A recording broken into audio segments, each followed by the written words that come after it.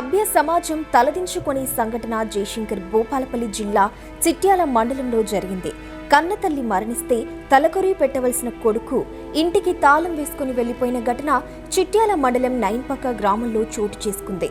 చిట్యాల మండలం నైన్పాకకు చెందిన వృద్ధురాలు గోని రాధమ్మ గత కొన్ని సంవత్సరాలుగా కొడుకు దూరంగా ఉంటూ వేరే ఇంట్లో కిరాయి ఉంటూ కూలి పనులు చేసుకుంటూ జీవనం కొనసాగిస్తుంది.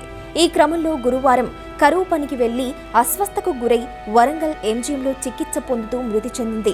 రాధమ్మ మృతి చెందడంతో మృతదేహాన్ని దహన సంస్కారాల కోసం కిరాయి ఇంటి దగ్గర కాకుండా కన్న కొడుకు ఇంటికి తీసుకొచ్చారు.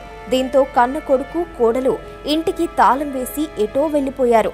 కానీ పెంచి పెద్దవాణ్ణి చేసిన తల్లి మరణిస్తే దహన సంస్కారాలు చేయకుండా కొడుకు ఇంత కర్కశంగా ప్రవర్తించడంతో గ్రామస్తులు ఆగ్రహం వ్యక్తం చేశారు.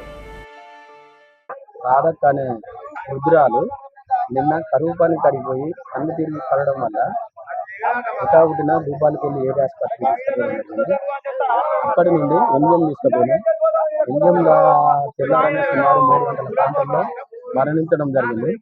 వాళ్ళ కన్న కొడుకు అయిన గోనెల ఊదలు గారు కన్న తల్లి పట్ల అసభ్యంగా ప్రవర్తించడం కాకుండా ఇల్లుకు తాళం వేసుకొని వెళ్ళిపోయాడు. భార్య పిల్లలతో సహా తాళం వేసుకొని వెళ్ళిపోయాడు. మేము గ్రామస్తులు అందరం ఆయనను వివరం కోరగా ఆయన తెలిపిన సమాధానం ఏమిటంటే, మేము మాట్లాడితే మీ ఇంటి పని ఉంచుకొని దానం చేయండి. ఇలాంటి సంఘటన ఏ గ్రామంలో కానీ, ఏ విలేజ్లో కానీ, ఏ మండలంలో కానీ ఇలాంటి సంఘటన ఎక్కడ జరగకూడదని మేము ఆశిస్తున్నాము. ఆయన కొడుకు కనీసం నిప్పు పెట్టడానికి కూడా కనీసం ఇక్కడికి రాలేకపోతాడు. ఇది సభ్య సమాజం తలదించుకునేలాగా ఉన్నది. తలకొరివి పెట్టవలసిన కొడుకు పత్తా లేకుండా పోవడంతో గ్రామంలో ఉద్రిక్త పరిస్థితులు ఏర్పడ్డాయి.